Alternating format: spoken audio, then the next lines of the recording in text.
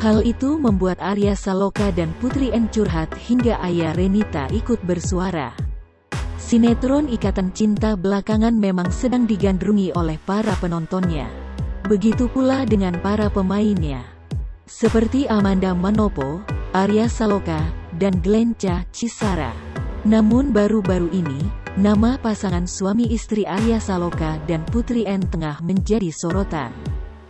Hal ini lantaran keduanya dikabarkan berhenti mengikuti atau unfollow Instagram aktris Amanda Manopo. Kendati demikian, akun Instagram sang istri @putrianes saloka masih mengikuti Amanda Manopo.